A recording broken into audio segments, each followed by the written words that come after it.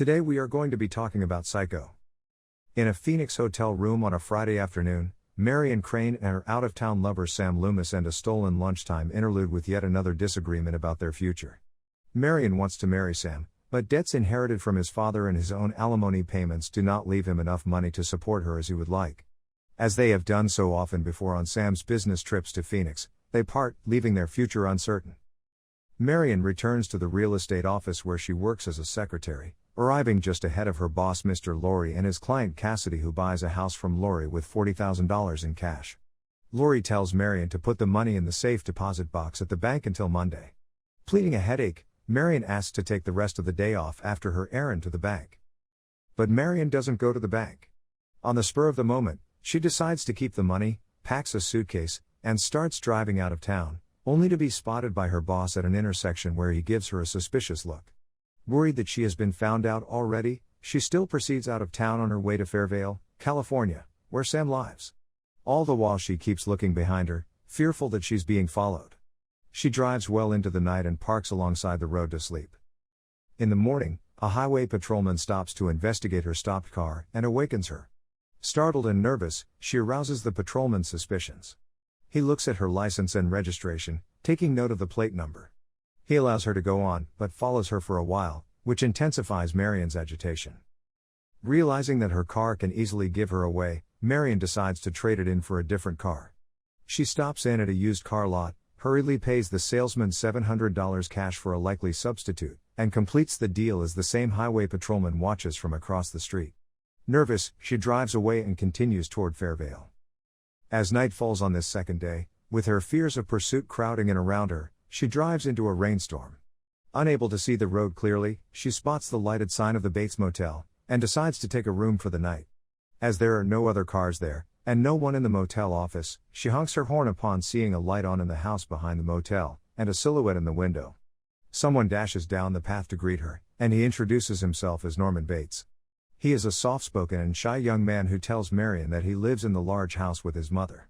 He comments that the motel seldom has guests anymore since the new interstate bypassed the local highway, and Marion realizes that she probably took a wrong turn in the storm. Still nervous about being tracked by the police, Marion registers under a false name, and Norman checks her into cabin 1 just next to the office. When she asks about food, Marion learns that Fairvale is only 15 miles away. Norman offers to share his supper with her so she doesn't have to go out again in the rain, and he goes back to the house. She begins unpacking, taking time to wrap the money inside a newspaper which she sets aside on the bed table. Then she overhears a shouted argument between Norman and his mother coming from the house. Mother Bates seems to have a low opinion of young women, and doesn't want Norman associating with them. Norman returns to the motel with sandwiches and milk and invites Marion to join him in the parlor just behind the check-in desk. Marion is taken aback by the stuffed birds that fill the parlor, a product of his taxidermy hobby. In their conversation over sandwiches, Norman talks about being trapped. Just as Marion presently feels trapped by her recent hasty decision, Norman is more permanently trapped in his coexistence with his mother and her madness. But as Norman observes, we all go a little mad sometimes. Taking Norman's situation as a cautionary tale, Marion decides to return to Phoenix to make amends, and try to pull herself out of the trap she's gotten herself into before it's too late.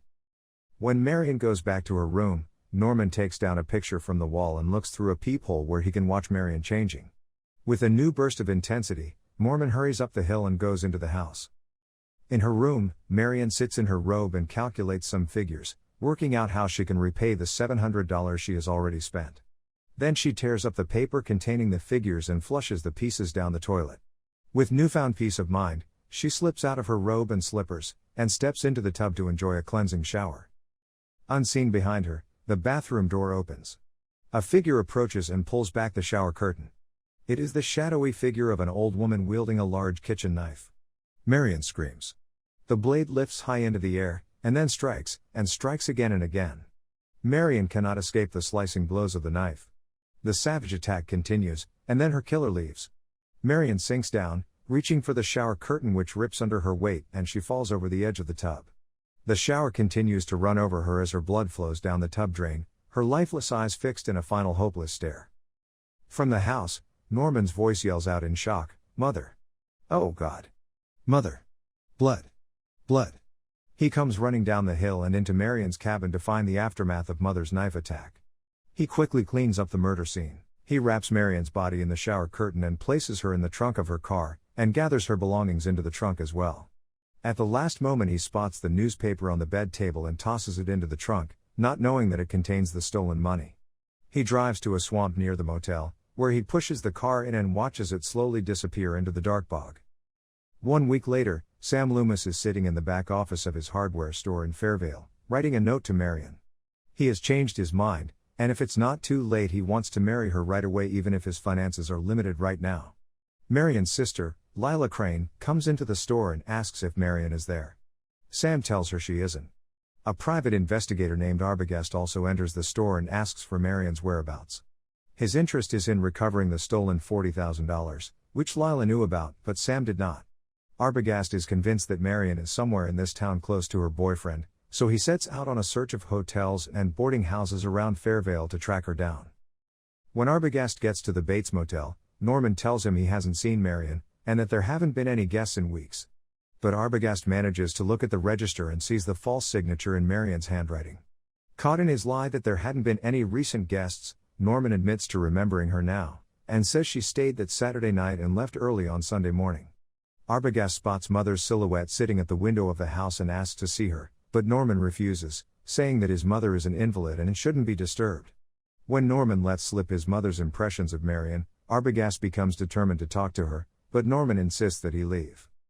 Arbogast phones Sam and Lila to tell them that Marion had registered the previous Saturday night at the Bates Motel in Cabin 1, and that he means to sneak back and talk to Mrs. Bates regardless of Norman's objections. When he gets back to the motel, Arbogast looks into the office and the parlor briefly to see if Norman is there, and spots the motel safe which is standing open. Then he heads up to the house and goes inside. Sensing that no one is downstairs, he starts up the stairs. As he nears the top of the landing, Mother Bates emerges from the bedroom and stabs him. He stumbles backwards down the stairs and falls to the floor, where he is set upon and stabbed yet again. At the hardware store, Lila and Sam have been waiting for Arbogast, who was supposed to return hours ago. Sam tells Lila to stay behind while he goes out to the motel. When he gets there, he calls out but no one answers. Norman, standing by the swamp after having just disposed of the investigator's remains, hears Sam call out for Arbogast. Sam returns to the store, having seen no one at the motel or the house. No Arbogast, no Bates, only a sick old lady unable or unwilling to answer the door. Sam suggests they go see Sheriff Chambers to report the missing Arbogast. At the sheriff's house, Chambers and his wife listen to Sam and Lila tell their story. At their urging, Chambers phones the motel and talks to Norman, who says that the detective had been there but had left. When Lila presses Chambers about the mother, Chambers tells them that Norman's mother has been dead and buried for the past 10 years, having poisoned her lover and herself in the only murder-suicide in Fairvale's living memory. But Sam and Lila insist that there is an old woman out there, and that Arbogast had told them that Norman wouldn't let Arbogast see his mother because she was too ill. That makes the sheriff wonder, if Norman's mother is up there at the motel, then who is buried in that grave in Green Lawn Cemetery? Back at the motel, Norman is worried about all the people who have been snooping around. After the phone call from Sheriff Chambers, Norman goes up to his house and voices his concerns, which leads to another unseen argument with Mother in which he tells her she should hide in the fruit cellar for a few days. She refuses. Norman says he will pick her up and carry her downstairs. She berates him, but in spite of Mother's protests to be put down, Norman carries his mother down the stairs. The next morning, Sunday morning, Lila and Sam meet Sheriff and Mrs. Chambers coming out of church. The sheriff has already been to the motel before church services. He didn't see anything strange and suggests that the detective probably just moved on to pursue a lead without telling them. He offers to help Lila report a missing person and a theft, and let the law find her assist her. Unsatisfied, Lila and Sam decide to go out to the motel for themselves. Their plan is to register as husband and wife and check into a cabin. Then they will search the place more thoroughly. Norman assigns them to cabin 10, and Sam insists on signing the register. As he pays and asks Norman for a receipt, Lila takes the key and goes ahead toward their cabin. On the way she checks that the door to cabin 1 is unlocked. After a brief stop in cabin 10 to talk matters over, and after they are sure Norman is not nearby, Sam and Lila enter cabin 1 to search for clues.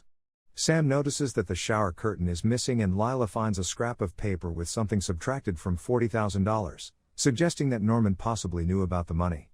Lila wants to talk to the woman in the house because she might have told Arbogast something.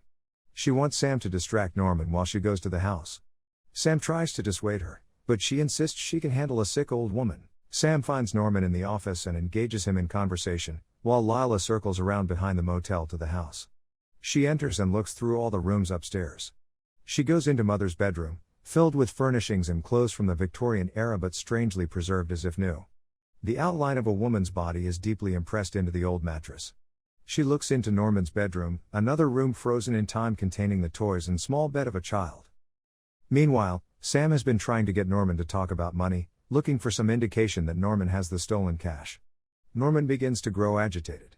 When Sam mentions Norman's mother, Norman realizes that his other guest may be snooping around at the house. Sam tries to keep Norman from leaving, and they struggle. Norman knocks Sam over the head, and Sam falls dazed to the floor. Lila is just coming down the stairs when she sees Norman running toward the front door. She ducks around behind the stairs and partway down the cellar steps to avoid him. Norman heads upstairs. Lila starts to come back up, when she notices the cellar door at the bottom of the steps. This is a room she hasn't examined yet, and she risks the opportunity to look into it. Walking through a storage room and into the barren fruit cellar beyond it, she sees an old woman sitting in a chair facing the far wall. She whispers, "Mrs. Bates." But the woman doesn't respond. She taps the woman on the shoulder. The chair swivels around to reveal the desiccated remains of an old woman's corpse, her face contorted into a near-skeletal grin and seemingly staring out of eyeless sockets. Lila screams and turns away, and her flinching reaction sets the bare hanging light bulb to swinging. At that moment, the living semblance of an old woman enters at the door wielding a large knife, blocking the only escape route from the cellar. In the next moment, Sam's timely arrival saves Lila, as he subdues the would-be assailant from behind. The woman's wig falls away to reveal Norman Bates dressed in the guise of his mother. That evening, Lila, Sam, and Sheriff Chambers are among a bewildered group of interested persons who sit in an office in the county courthouse, waiting to hear from a psychiatrist who has been called in to examine Norman. The psychiatrist enters to tell them he has gotten the whole story, but not from Norman. He got it from Norman's mother. As a personality, Norman no longer exists. The other half, the mother half of Norman's mind, has completely taken over. The psychiatrist goes on to explain that after the death of Norman's father, Norman came to depend on the undivided attention of his mother. But when she took a lover, Norman felt as if he had been replaced. His jealousy could not stand to share her, so he poisoned both his mother and her lover. Consumed with guilt over his crime, he stole his mother's corpse and treated it to preserve it as best he could. To further the illusion that his mother was still alive, he began to divide his mind with his mother to think and speak for her. He walked around wearing her clothes and a woman's wig. At times he could be both personalities and carry on both sides of conversations. Other times, the mother half, the dominant half, took over completely. He was never all Norman, but he was often only mother.